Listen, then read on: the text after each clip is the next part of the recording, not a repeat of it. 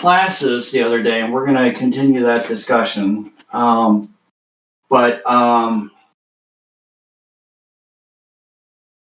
that's right. I know where we were going. Okay. I'm going to get rid of this, okay? I should have made it smaller.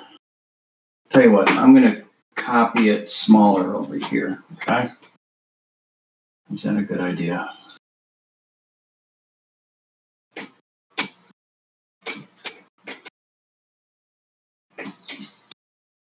Eight, 6, 4, 2, and 0. So we had, right? And this was 70,000, 140,000. So between 140 and 210, we had 5, right? Right, guys? Yes. This is the old-fashioned way of scaling a drawing or an image, right? And then we had 1 for these 2 classes, right? Is that right? I think that's right. Okay, so this is what the data looks like for evenly distributed classes, each one with 70,000 miles, correct? Right, guys? Yeah. Okay. Now,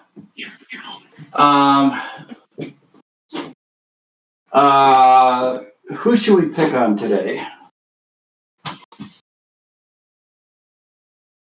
Does anyone volunteer to be picked on? You will. Well, okay. All right. So, suppose Esteban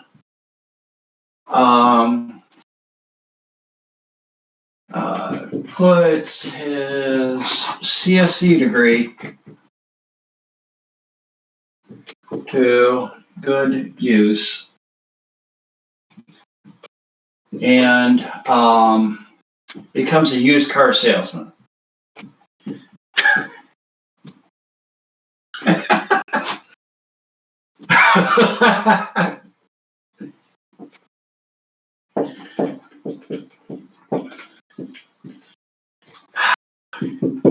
And then eventually he rises to a position in management, which is even worse than being a used car salesman. Yeah.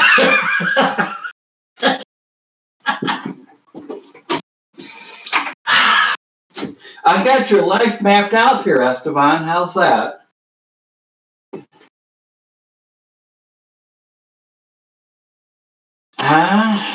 Yeah.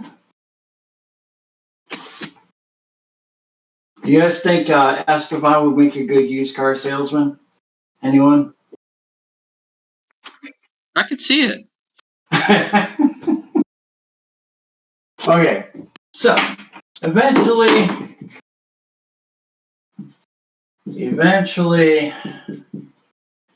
he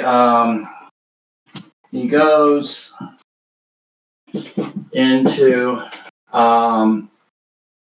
warranty policy. How's that? How's that for a title?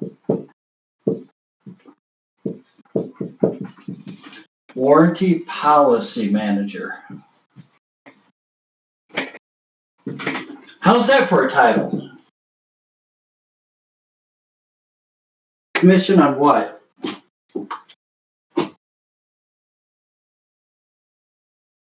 Yeah. So you're not selling anything. You're deciding what the warranties are going to be for cars. That let's say you start off as a lowly guy at the used car lot, and eventually you work up into selling new cars, and then you go and work for the automobile company itself, and eventually you become warranty policy manager. Now, so what Estefan's going to do is he's going to decide, the bumper to bumper, we're going to fix anything that goes wrong with the car between, when they first buy a new car and X number of miles, right? And then we're going to, there's another warranty, the emissions warranty, which I believe, and if somebody knows anything about this, please let me know. Please speak up. The emissions warranty is set by, the minimum emissions warranty is set by the federal government, I believe. And that's, 0 to Y miles that the customer, that the emission system is warranted under. And then there's the powertrain warranty, right? The engine, the transmission. I think I think it includes like your wheel bearings, and that your tires get bolted to. That assembly. I think that's part of the powertrain. I think your drive shafts, that kind of thing. Then there's the Ruster, right? The body warranty. Those are 4 warranties that kind of pop up in my head. Pretty standard, I think. But how many miles, right? The powertrain warranty is going to be what, right? Well, Estefan has a CSE degree, therefore he's intelligent. So what is Estefan going to do with this data that we just obtained for the number of thousands of miles? Do you think it'd be pertinent to Estefan in his new job? Do you think it'd be useful to him?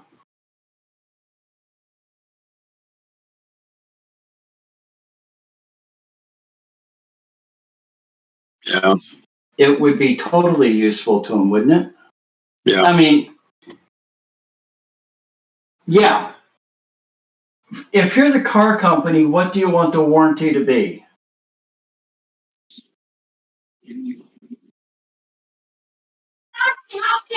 Does everybody see that? What's that? Like far short of the life of the vehicle. Far shorter, right? I mean, you don't want it to be 0, although if you could get away with it, you would. Because anytime a customer brings a car back for warranty service, it's costing the car company money. Because they have to pay for parts, they have to pay their guys to fix the car, and the customer pays nothing. Okay? So they would want the warranty to end prior to those failures. Do you see that? So with that data, this data, the actual raw data, not when we put it in classes, do you see that this data would be really, really, really useful? Okay, right? So when Estefan looks at all these numbers, is your head going to swim, Estefan, looking at all these numbers of thousands of miles on a spreadsheet or on a piece of paper?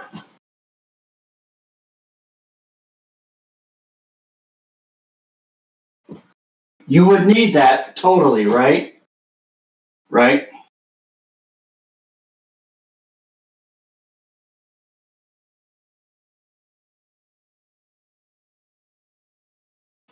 So, the bumper to bumper warranty, that's basically anything that goes wrong with the car is covered under warranty, right? Well,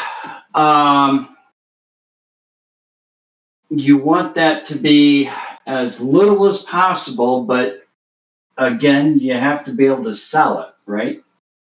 If it's 0 miles, then nobody's going to buy your car. Oh, you're not, because the customer is going to be like, oh, you're not going to stand behind the product that I'm paying many tens of thousands of dollars, possibly, right? I mean, an average entry level car is now what, 15 grand? Can you buy a new car for 15? Probably fairly low end, right? I would think. You can buy one for 20, right?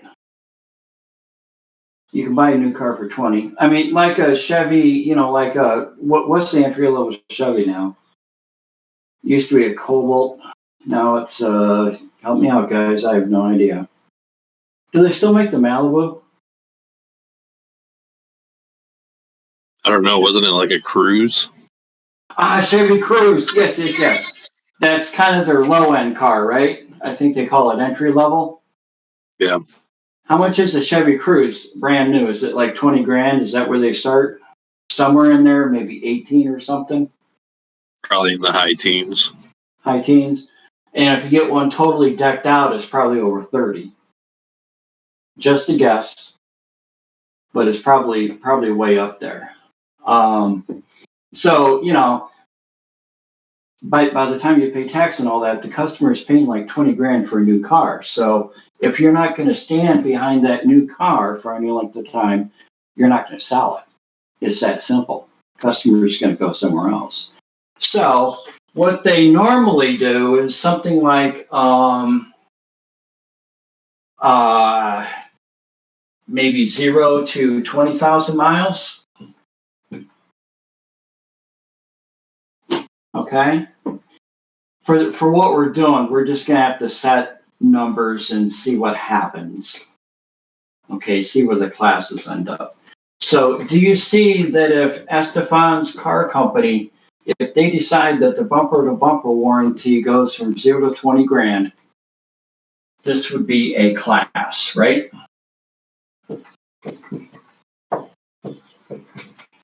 Right? Yeah. You'd be interested in how many cars you're going to have to provide warranty service on out of a, watch my fingers, a quote unquote random sampling of 27 vehicles in the state of Ohio. Was it representative? Probably not. But right now it's as good as we got. So what's the next one? Well, the next one to go would be probably the emissions. And I don't know what emissions warranties are today. I don't know. I know on my truck it expired at 80,000 miles, which actually I didn't even think they would warranty it that long, but 80,000 miles for my truck. I think it's, let's go 60. Sound good? Yes, no? So emissions is 0 to 60,000 miles, right? But if we did 0 to 60, that class would overlap with 0 to 20. Do you see that? So if we're dividing data up into classes, we would go 21,000 to 60,000. And this class would be, well, it's out of the bumper to bumper warranty, but it's still under emissions. Okay? Does that make sense? And if Esteban's in the, he's the warranty policy manager, okay? So he would be interested in this kind of data, wouldn't he? He'd be interested in, okay, how many cars got less than 60? We know that it's at least this number, right? But how many additional cars do we have under the emissions warranty? What's the next warranty to expire? It's probably the body. Drivetrain. Is it the power? Is it the powertrain? Probably. Aren't those like 100K? 100 easy. You know what? For Chryslers, I think you're right. I think the powertrain is next. 0 to 100 grand. Sound good? So our next class, after the emissions has expired, but before the powertrain has, so we're going to go 61 grand to 100,000. Okay? Because again, Esteban, okay, if we got a problem and it's powertrain related, well, I already know how many vehicles we got up here. How many more do we have that are powertrain? And then we have the body. Okay. The body is 0 to, what are the body warranties now? Like 0 to 120?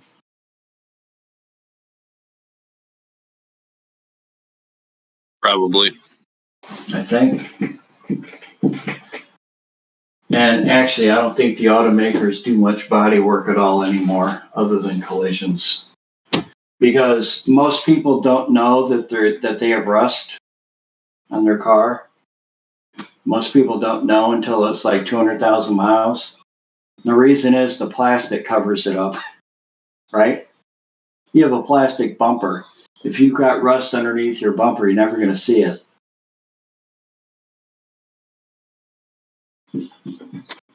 Mm-hmm.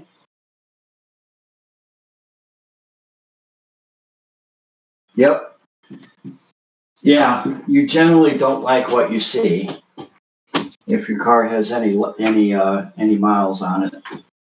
It's the I used to help the Spencer mechanic work on cars. It was stress relief for me if I had a little bit of free time when school wasn't in session. But one thing he showed me and one thing I learned is that after about 6 years, cars started rusting underneath pretty rapidly. And the reason is the brine they put on the streets in the wintertime. It's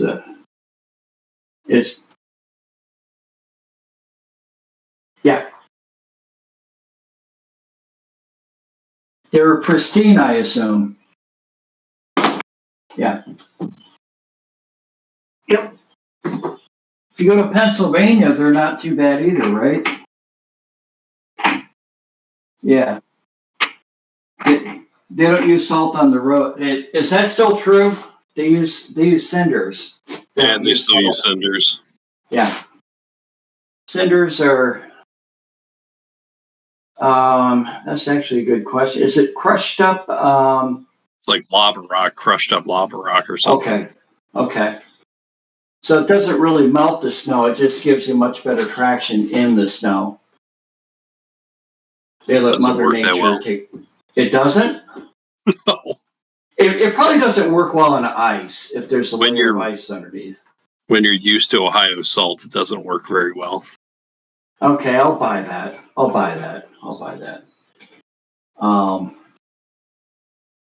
Yeah, of course, if you're used to Florida weather or Arizona weather, you're going to claim that Ohio salt doesn't work very well either because anything over half an inch is like a blizzard to them. Anyway. No, they don't. It's a trade-off, right? Okay. So I hope it's totally obvious to everybody in class today that we're going to have a class from 0 to 20, have another one 21 to 60, another one 61 to 100, and actually let's make this 150,000. Okay? Actually, Yeah, actually, I hope I remember to come back to this point. Okay, so we're gonna have 5 classes again, okay? Because our last class is 151 and up, right? Anything more than 150 or greater than or equal to 151. So we're not going to have this class anymore. We're going to have these classes. I'll write the class numbers here, and then we'll draw the graph over here. So we have to figure out the class. Well, we know the class intervals. So, and I'll switch colors for you. Class A, which is 0 to 20. How many members? You guys have the data, not me, so.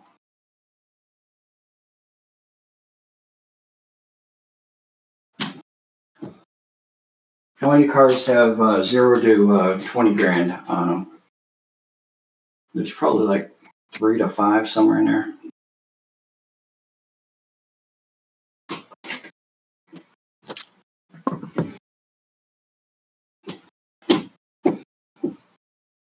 You guys have the raw data, right?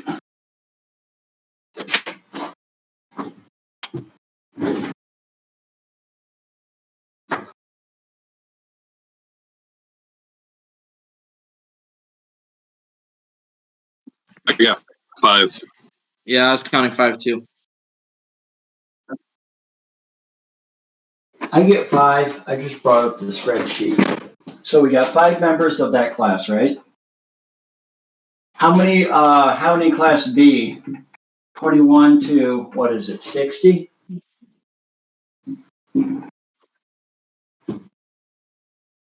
Five. Another 5? Yeah. Okay. Class C, which is 61 to 100, I think. I bet this one has a lot of residents. 6. Just 6. Okay. Class D.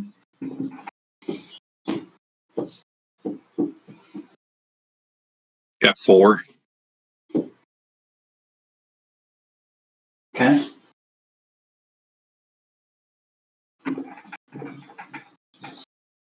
And then we should have, didn't we have 27 values? I was going to say, that should be a lot bigger, right? 101 to 150. Or to 150. Yeah. Yeah, I changed it.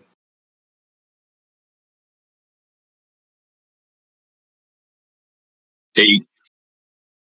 I get 8. So 14. So we have 3 with 151 or more? Yeah. Okay. Now what does the data look like?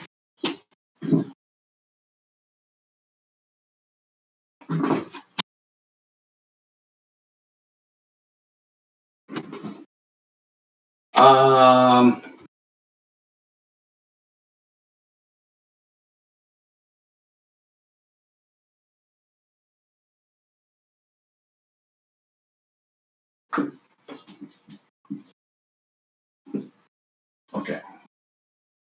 So we have A, B, C, D, and E.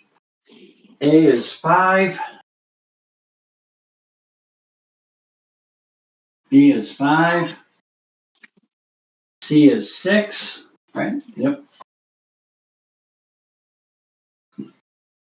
D is 8.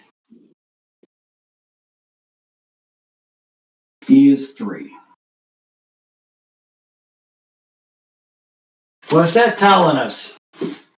Doesn't that look totally different than the first one?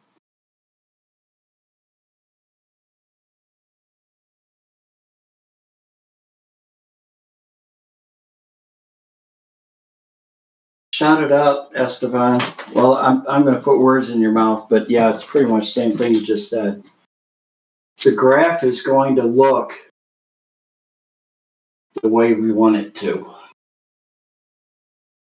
And that's one of the huge problems with statistics and the modern world in which we live, where everybody's trying to prove a point.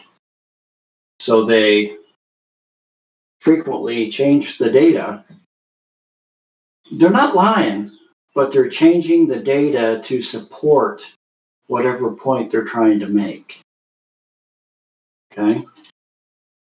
If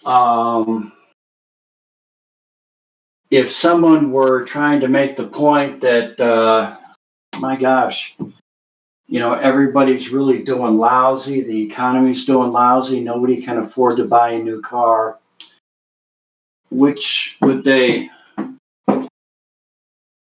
choose to present as a supporting, graph to support their point that nobody can afford to buy a new car? Very few can.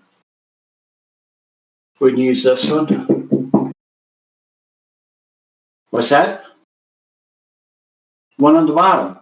It's got the most with 100,000 miles or more. See, most people drive a car with more than 100,000. It's a beater, but they can't afford to buy anything new. Whereas, on the other hand, if you were trying to say, well, everybody's doing really good, the economy's doing great, incomes are great, everybody has a new car, wouldn't you use this one? Same data. It's being used in two different ways to prove opposite points. And if you recall, we didn't massage this data at all. We didn't change any data. We didn't exclude any values. When we picked these classes, we didn't even know that we're going to end up like this. I'm not surprised at all, because I probably don't need to tell any of you this, but it financially it takes a lot out of the checkbook to actually go to school, right?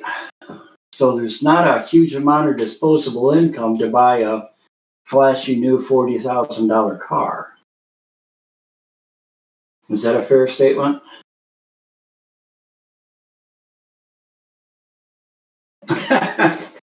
Brian's missing class today. You might have seen it in the text channel on Discord.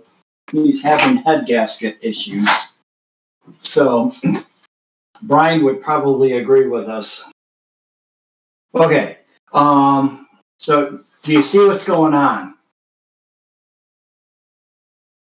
What the shape of the graph when we look at classes, and we frequently have to put data in classes unless we have a million observations. We have to put the data in classes if we don't. And the way we define those classes has huge impacts on what the graph actually shows us. Okay. All right. Let's talk about variation. Can I get rid of the board? Does anybody want to take a picture, put it in the chat? It's up to you.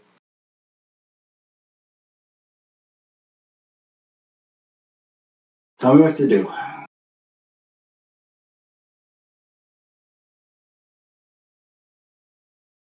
Hello? Yeah, I'm fine. Can I erase the board? Going once, going twice. All right. What about important dates? Can we erase important dates? Yeah, I'm good.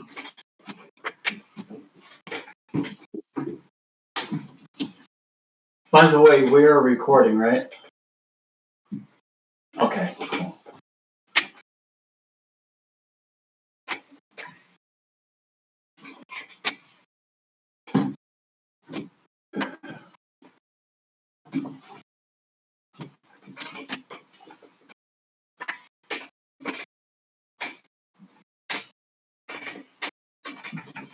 right.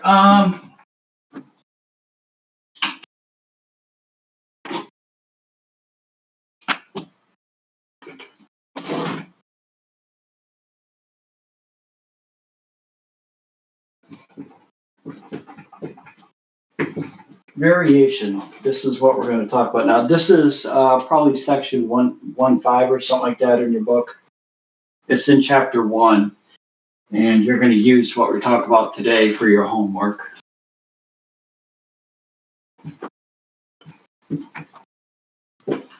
Suppose we have a set of data that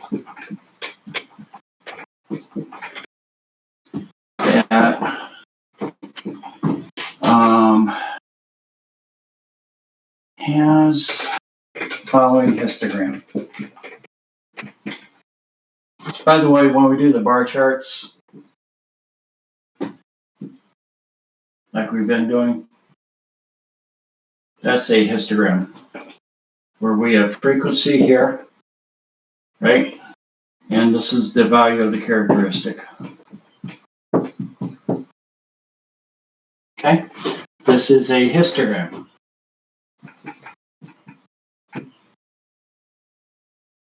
Now, some of you, by the way, you've seen the pie charts, right?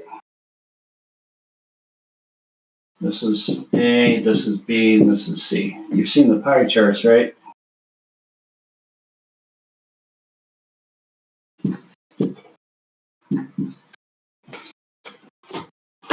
Right? So, same thing, same data, different ways of showing it. I guess I'd have to do this to make the graphs be the same. Okay? Okay, suppose our data looks like this.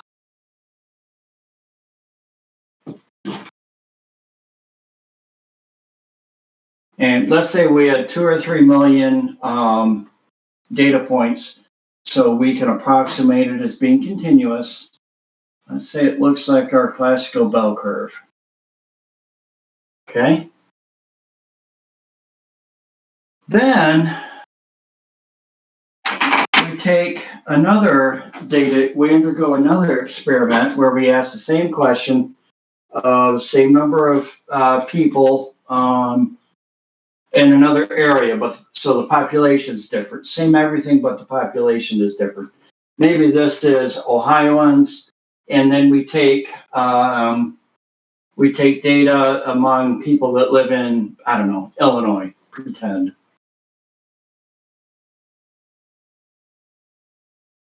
No. Here.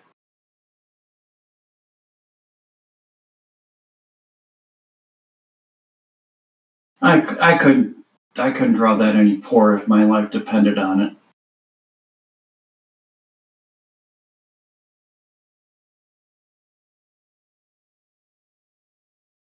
Okay. So this is data from people living in Illinois, and the other graph is data from people living in Ohio. Pretend. Are the two graphs identical? Well, let me take that back. Is the mean value of the two graphs identical? Remember, I'm a lousy artist, so do you think they're identical? They are. So therefore, the graphs are the same, right? Careful. They're not the same. What's different, guys? The most is the same. They have the same local maximum. I still haven't drawn the red the way it should be drawn. Here we go. That's a better red curve. The mean's the same, guys. What can you say about the likelihood of getting finding a person whose characteristic is like way over here, do you see that it's a fairly low likelihood? There aren't very many people that have this value of whatever the characteristic is in Ohio. What about Illinois?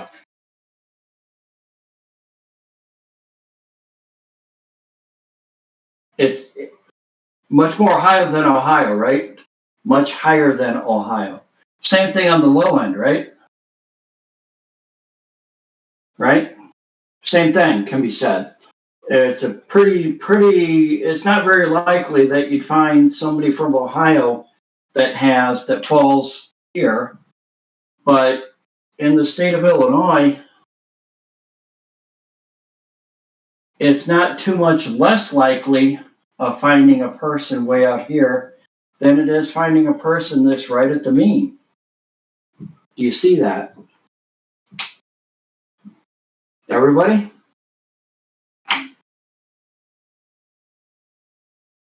We say, guys, that the graph in blue has much lower spread. Much lower data spread than the curve in red. And the red graph. Do you see that?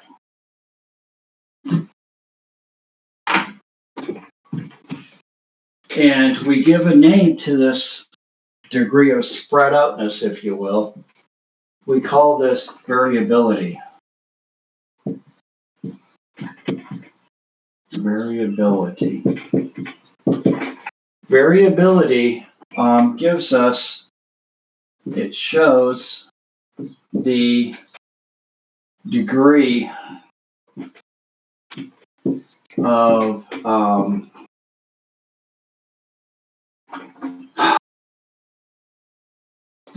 spread or variance. That's the technical name for it.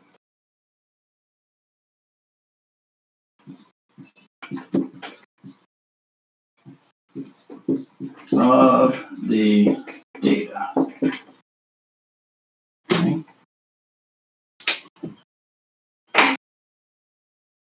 Now, mathematically, we can calculate this.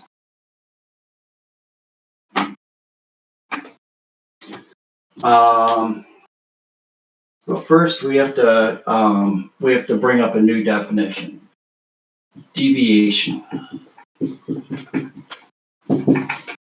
What's deviation?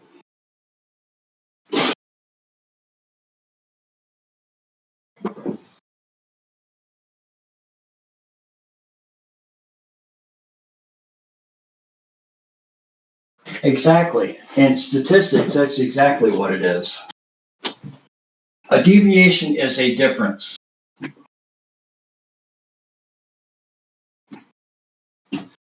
Between two values. In statistics, we use the mean value.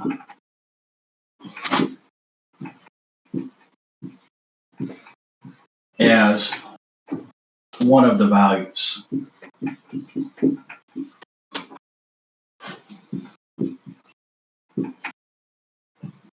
Therefore, a deviation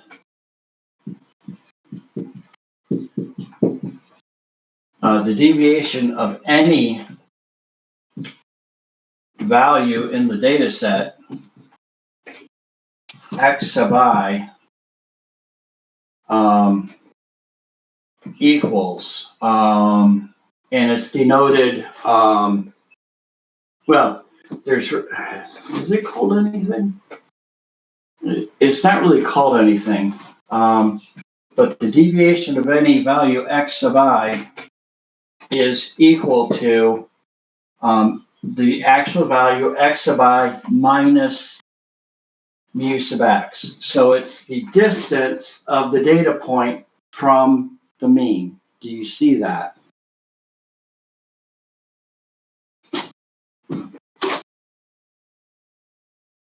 That's how we find it. Okay. So, how do we calculate some kind of overall deviation for the data that we have? To find the overall deviation,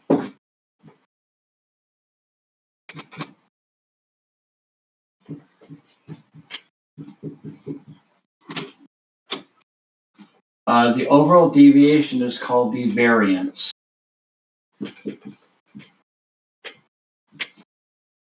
And we call that sigma squared.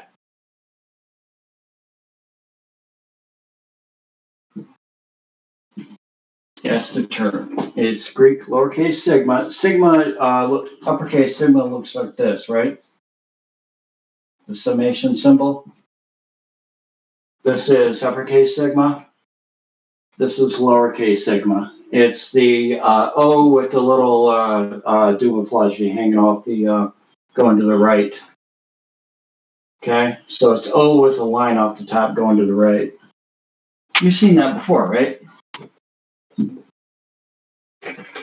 Yes, no? You've seen that in calculus, haven't you?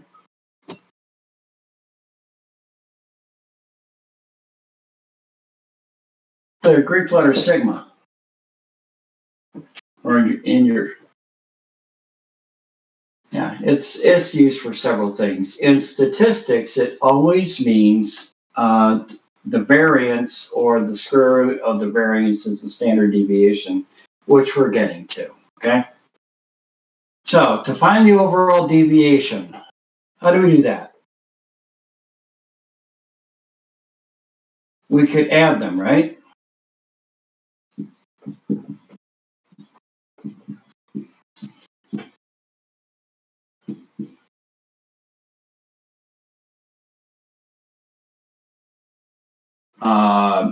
For all x sub I, right? So to write this mathematically, we would say that the variance sigma squared equals the summation over all I x sub I minus mu, right? And we wouldn't just add them, we would take the average, wouldn't we? So we would divide by n, right? Could we do this to find a measure of the variance, a measure of the amount of spread in the data? Could we do this?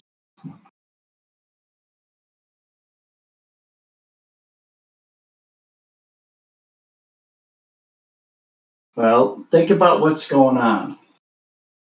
So we got a curve, right? Right. Here's the mean. Okay. The deviation of this point right here. This is x sub I, right? So the deviation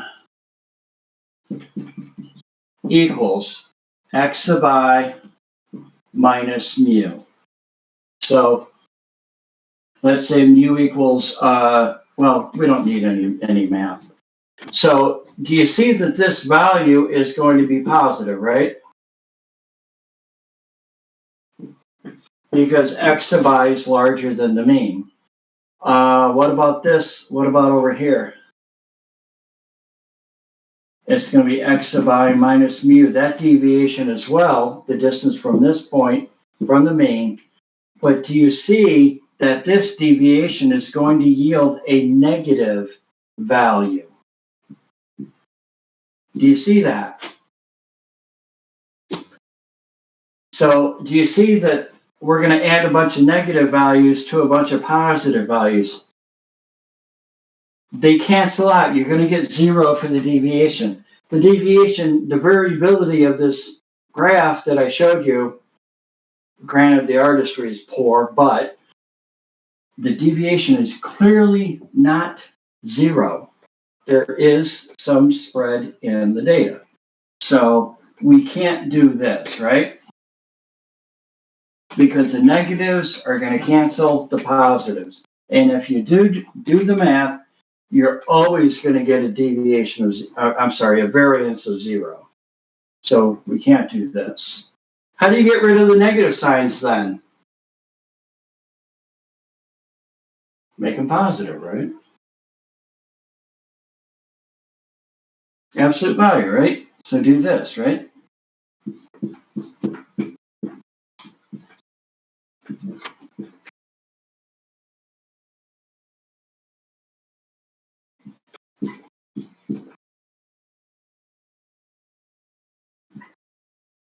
Right?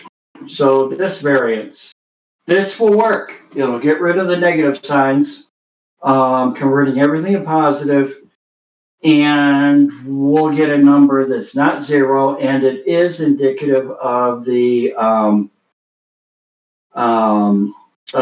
of variance in the data.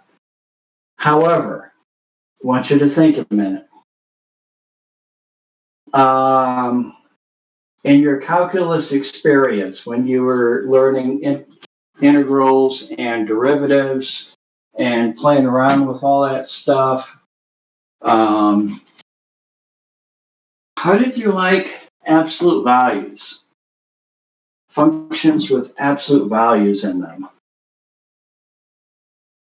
Were they easy? Were they more difficult? If you integrate this, what do you have to do? Isn't there discontinuity where at the absolute value?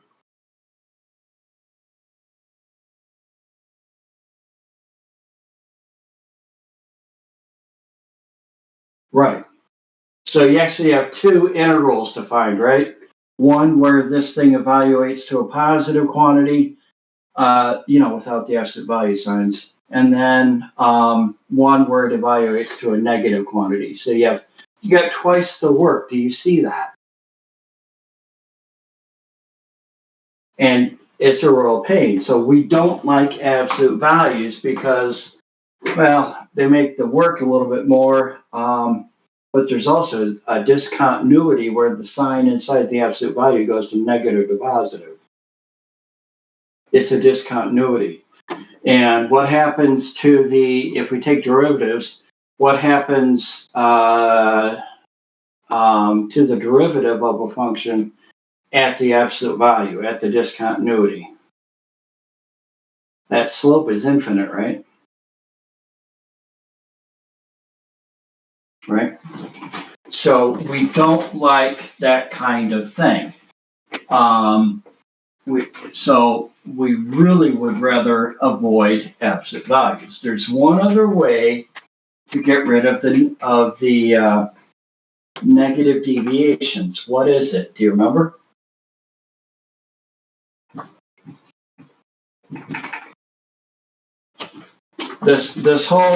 We embarked on this because this value could be negative. Well, how do we make sure that this stuff that we're adding, we're still going to have to sum, but this stuff that we're adding can never be negative? What do we have to do to it?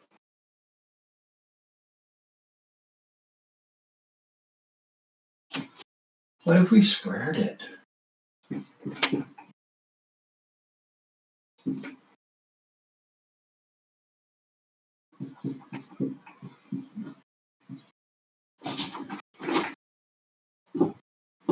This works. This is the variance. That's the definition. Okay? And actually, this is n minus 1. And I'll explain what that negative 1 is in a moment.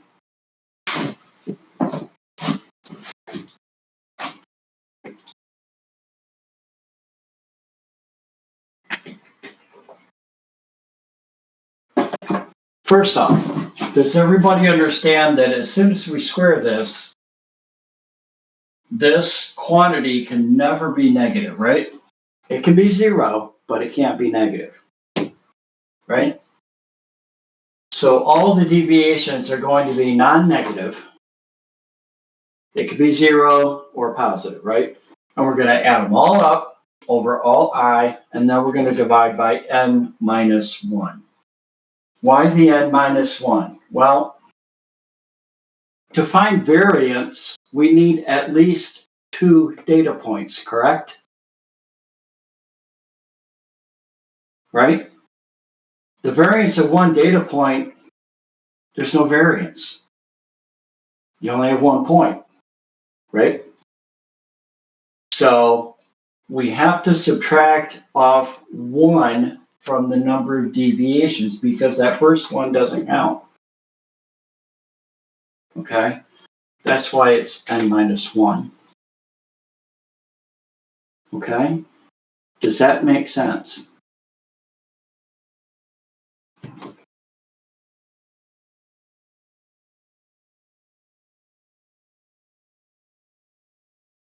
This is the mean. Mean of the data set X. Yep. And actually, I was gonna, are there any questions on that?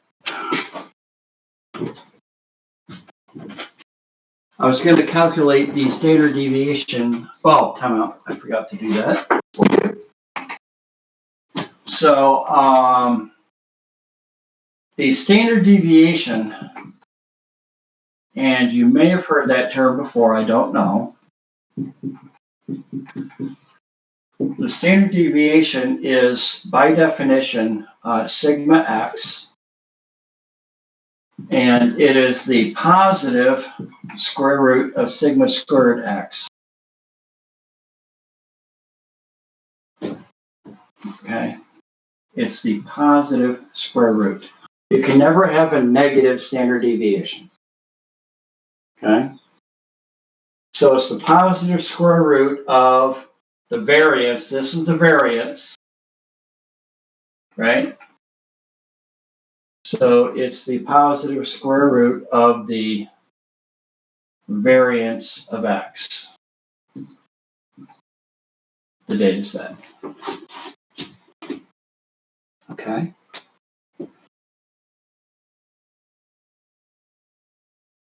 Any questions on that?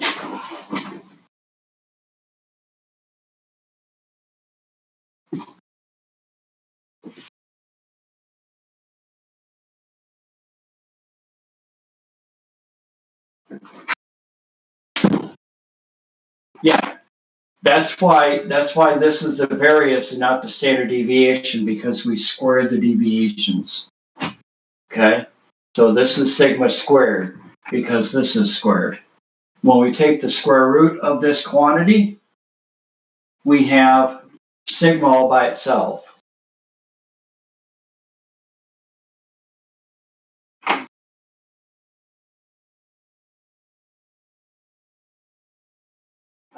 It wouldn't work that way. You have to add them all up, then take the square root.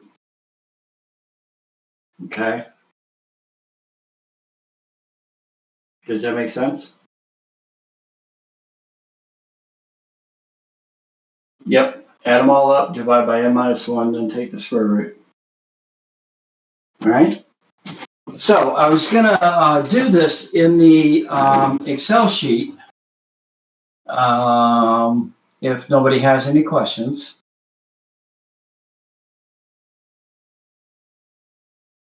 Let's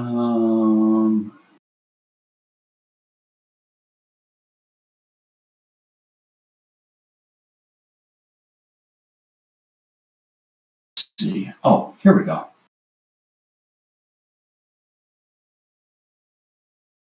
Come on.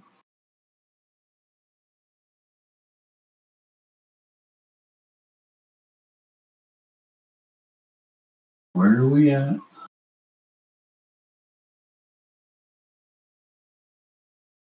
I think I have too much stuff open.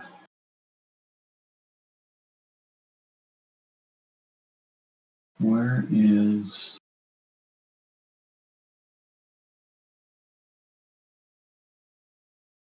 I can't find the spreadsheet. Why can't I find the spreadsheet? Here we go.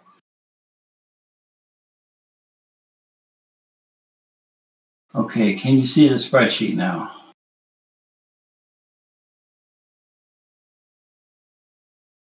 Not yet. Is it loading? It looked like your cursor was a plus like Excel. It's a gray background. Really? Well, that stinks. Okay, let me do this. I'll change screens and move this the thing over there. Screen 2, so we'll do this one. And then we will move this over here. Can you see it now, guys? Yeah. Okay. Now, you've seen this before. This is our data. Okay. So this would be like x sub 1, right? x2, right? All the way down to, this is x27, right? Okay. We added up the values. This is how many we have, and I showed you that count function. This is the mean value. I simply divided this value by this value, okay?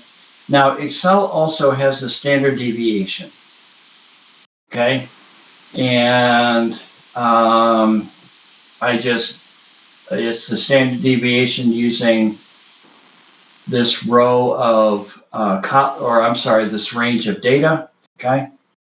And what I was going to do, because I never trust, especially a Microsoft product, I never trust it to do what I want it to do until it proves to me that it does. So I was going to calculate it using our summation that we did before up on the board, okay? So I was going to find the variance, and then I was going to take the square root of that to find the standard deviation. Are you ready to go? Yeah. Yes, no? Yeah. Now, thank you, sir. I think we can get her done. So this value right here is the deviation of x sub 1.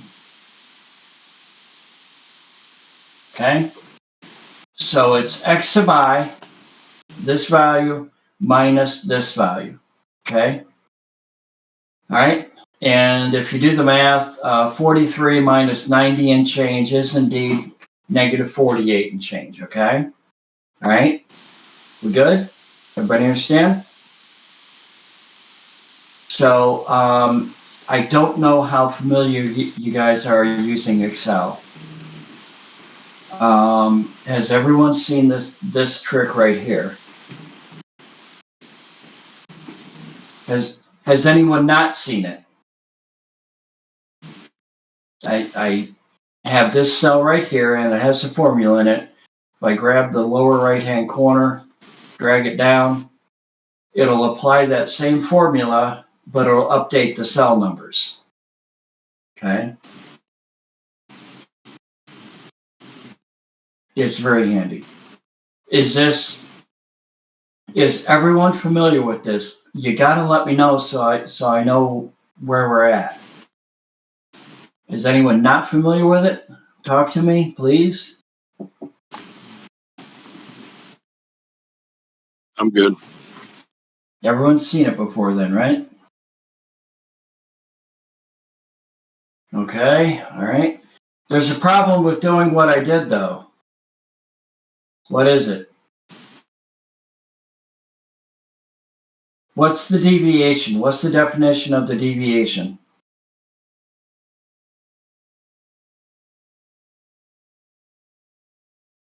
Okay, but I'm just calculating the deviations now. I'm going to square them in the next column. Did I find this deviation correctly? No. Why not? Keep on going, Kenny. You're doing good.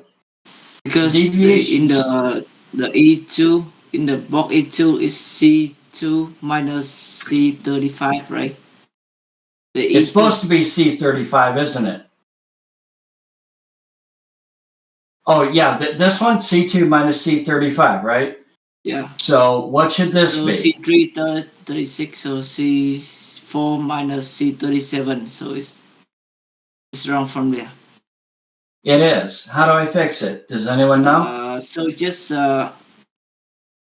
put the mean value in there, like the 90.8 minus C2. Have you guys seen this trick before?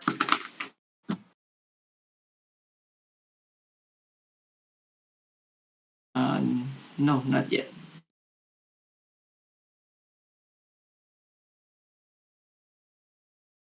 Do you when I did this originally, guys? When I did this, right now we have C5 minus C38 in this cell, right? Well, that's wrong, but that's what we have. And then if I just grab it down, it updates the cells accordingly. So this is C5 minus C38. In the next cell, it's C6 minus C39. It incremented both cells. Do you see that? We don't want the mean value to increment because the mean value is always in C35. It doesn't change. So what you do is, if you don't want the the column number to change, you put a $sign in front of the column letter. So this becomes $C, okay? If you don't want the row number to change either, when you go to copy it, you put a $sign in front of the row number as well. So now when I do this,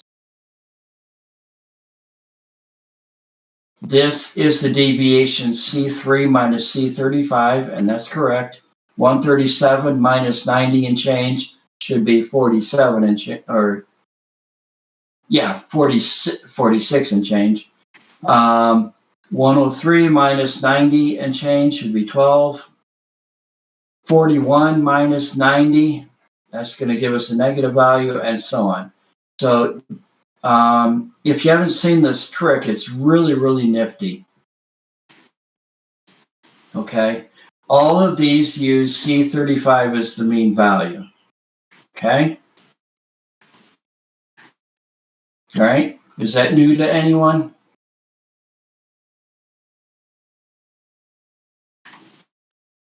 Everyone's seen that before, huh?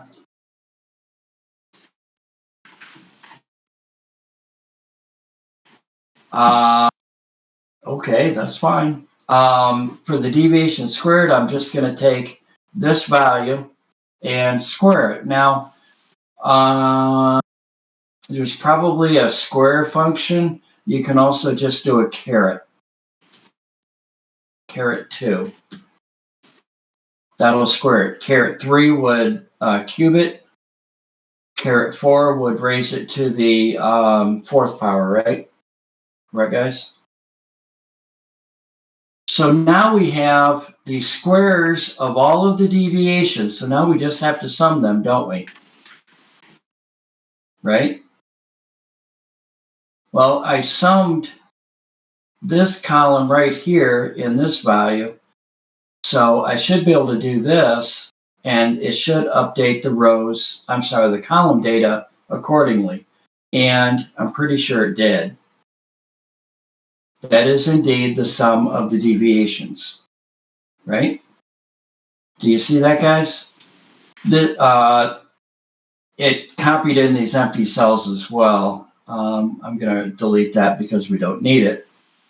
I can also do, I can do this as well. I can just bring these formulas updating accordingly. This is complaining about dividing by 0 because I am taking D30 and dividing it by D32. Well, D30 contains 0 because it's not used, D32 also contains 0, and Excel pukes on that, right? Because it thinks it's dividing by, doesn't think it is dividing by 0. So Excel gets mad at us. So now it's not mad because I simply deleted it. So this right here, this is the count A function, but instead of counting the data in column C, it counts the data in column G. Do you see that? So that's the number of values in column G. And this is, instead of the mean value, this would be the variance, right? This is the variance, okay? Which is what we did before with the mean. You just take the sum divided by the number of values, okay? This is not the standard deviation, is it? What do I have to do to get the standard deviation? This is the variance.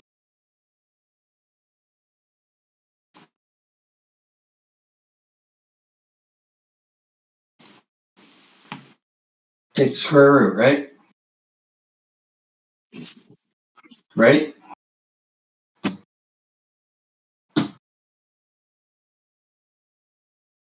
Fascinating.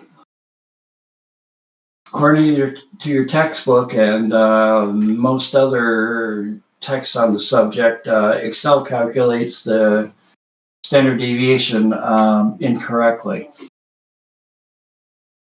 These two values are identical, right? Why do I say that this is not correct? Give you a strong hint. The deviations are correct. The sum of the deviations is correct. The number of values is correct. The variance is not. It's divided by n minus 1. Very good. Good job. Don't forget your order of operations. Okay. Now it's correct. So we learned something. Excel calculates standard deviation incorrectly. For small numbers, do you see that the minus 1 matters? Whether it's dividing by n or dividing by n minus 1, it does matter. What if we had 1,000,000 values? Does it really matter if we're dividing by 1,000,000 or 1,000,001? It gets less significant. Do you see that, everybody? As n increases, it becomes immaterial whether you divide by n or divide correctly by n minus 1. Do you see that, guys? Okay. When you're doing your homework, I'm pointing to my whiteboard, which you can't see. If you're doing your homework, I'm just trying to save you some grief.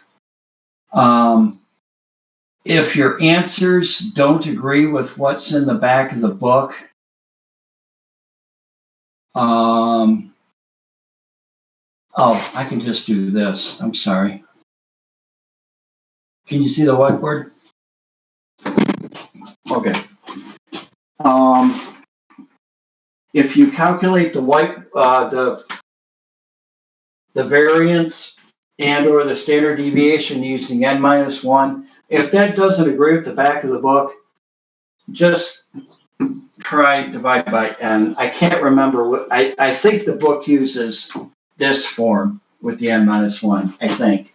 But if not, try the divide by n and see if that makes your answers line up. Okay? Any questions? Okay, you guys are quiet today. I will see 2 of you tomorrow. And I will see all of you, plus hopefully Brian, on Thursday. Okay? All right, guys. Have a good one. Take care. No go.